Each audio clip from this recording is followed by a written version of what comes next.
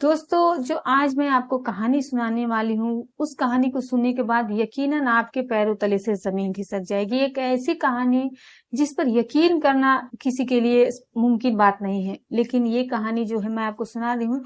आप जब इस कहानी को सुनेंगे तो अपनी राय हमें कमेंट बॉक्स में ज़रूर दीजिएगा। कैसे एक ससुर, एक बुजुर्ग इंसान बकरी के साथ गलत रिश्ते बना रहा था।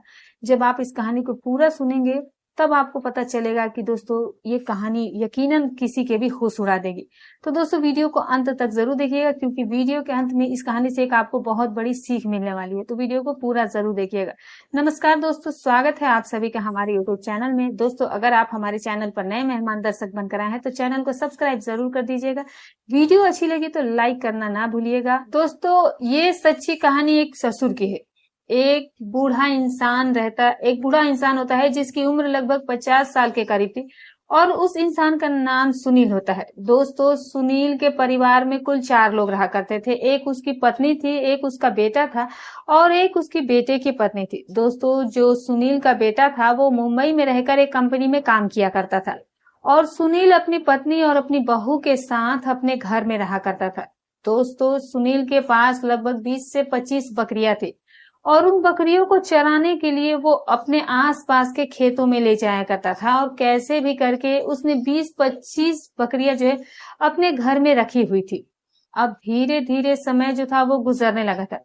दोस्तों, अब जो सुनील होता है वो बहुत ही ज्यादा रोमांटिक इंसान होता है। रोमांटिक मतलब उसकी जो पत्नी थी वो उससे हमेशा ही प्यार भरी बातें करता रहता था, हमेशा ही उससे मीठा बोलता था और हर दूसरे दिन वो अपनी पत्नी के साथ संबंध बनाया करता था। अब दोस्तों, होता क्या है कि लगभग 3 महीने के बाद जो सुनील की पत्नी होती है वो उसे छोड़कर इस दुनिया से चली जाती है। अब सुनील जो है वो अकेला पड़ जाता है। उसको अकेलापन महसूस होने लगा था। सुनील जो है वो कैसे भी करके 2-3 महीने तो निकाल लेता है, लेकिन उसके बाद उससे और ज्यादा बर्दाश्त नहीं हो रहा था। अब सुनील के लिए एक एक दिन बहुत ज्यादा भारी पड़ रहा था। वो अपनी पत्नी को बहुत ज्यादा याद करता है। सुनील सोचता है कि यार, काश आज अगर मेरी पत्नी मेरे पास होती तो आज मुझे अपने कमरे में यूं अकेला नहीं सोना पड़ता। सुनील एक एक दिन बहुत ही मुश्किल से काट रहा था। वो सोचता है कि अब मुझे कुछ तो करना ही होगा। उसके बाद वो बूढ़ा इंसान अपने आसपास कहीं पर देखता है कि शायद कोई औरत या फिर कोई लड़की मिल जाए जिससे कि वो अपनी जरूरत को पूरा कर सके। लेकिन उसे कोई ऐसी औरत या फिर ऐसी कोई लड़की नहीं मिलती है जिसके साथ वो अपनी इच्छा को पूरी कर सके। उसके बाद दोस्तों, सुनील करता क्या है कि उसके पास जो बकरियां थी और जो बकरियों का घर था, वो सोचता है कि अब और रास्ते बिल्कुल बंद हो चुके हैं, क्यों ना मैं अपनी बकरी के साथ ही अपना काम कर लूं। दोस्तों, उसके बाद सुनील अपनी बकरी के घर में चला जाता है और फिर वहां जाने के बाद वो अपनी बकरी के साथ गलत काम करने लगता है। वो बूढ़ा इंसान था लेकिन वो ताकतवर भी था। तो जो बकरी थी वो चिल्लाने लगी, बकरी की आवाज निकल रही थी और जैसे ही बकरी की आवाज उसकी बहू के कमरे में जाती है तो उसकी बहू जो है वो उठ जाती है और इधर उधर वो देखने लगती है कि जो बकरी है वो क्यों चिल्ला रही है। फिर वो जाकर बकरियों के घर में देखती है तो वहां जाने के बाद उसे वहां उसके ससुर दिख जाता है कि जो उसका ससुर होता है वो बकरी के साथ कुछ गलत कर रहा है। वो छुप करके अपने ससुर को देखने लगती है। अब दोस्तों, वो भी बहुत ज्यादा परेशान थी, क्योंकि उसको भी अपने पति की बहुत ज्यादा याद आती थी, क्योंकि उसका जो पति होता है वो मुंबई में रहता था, वहीं काम करता था और वो भी 5-6 महीने में एक ही बार अपने घर आया करता था। अब दोस्तों, होता क्या है कि वो जो उसकी बहू होती है वो छुप कर देखने की कोशिश करती है, क्योंकि उसको भी देखते हुए ये सब कुछ अच्छा लग रहा था। लगभग 3-4 मिनट के बाद जो सुनील होता है उसकी नजर अपनी बहू पर चली जाती है।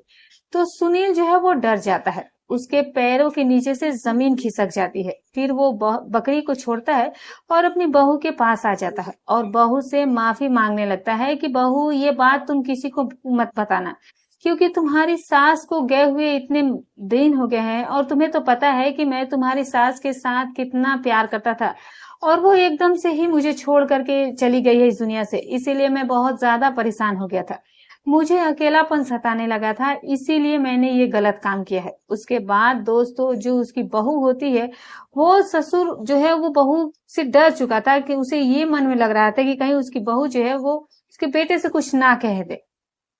उसके बाद दोस्तों, जो उसकी बहू होती है वो शायद उसके मन में भी इसकी वही चीजें थी। वो कहती है अपने ससुर से कि ससुर जी, आपको तो 3 ही महीने हुए, आपको पता है कि आपके बेटे को गए हुए तो 5-6 महीने हो गए हैं, और उनके बिना मैं एक एक दिन कैसे निकाल रही हूँ। मेरे लिए भी एक एक दिन एक एक साल के बराबर निकल रहा है कि मैं कर भी क्या सकती हूँ, क्योंकि मैं एक औरत हूँ। इस बात को सुनकर उसके ससुर सुनील जी कहते हैं कि बहू, इस बात को तो मैं भी समझ सकता हूँ, लेकिन मैं क्या कर सकता हूँ, ये तो तुम्हें भी पता है। इस बात को सुनकर के जो उसकी बहू होती है वो कहती है कि ससुर जी, अब आप ही तो हो जो कुछ कर सकते हैं। आप यहाँ पर अपना समय बर्बाद कर रहे हैं और मैं चाहती हूँ कि इस समय को आप मेरे साथ बर्बाद करो। इस बात को जब उसका ससुर सुनता है तो पहले तो वो मना करते हैं कि बहू, ये अच्छी बात नहीं है, अगर बेटे को पता चल गया तो तुम्हें और मुझे दोनों को ही घर से निकाल देगा। इस बात को सुनकर जो उसकी बहू होती है वो कहती है कि ससुर जी, किसी को कुछ भी पता नहीं चलेगा, वो 5 महीने से यहाँ घर पर आया नहीं है, उसे भला कैसे पता चलेगा। और उसके बाद जो सुनील की बहू होती है वो अपने ससुर को अपने कमरे में ले जाती है। अब उसका ससुर भी खुश हो जाता है।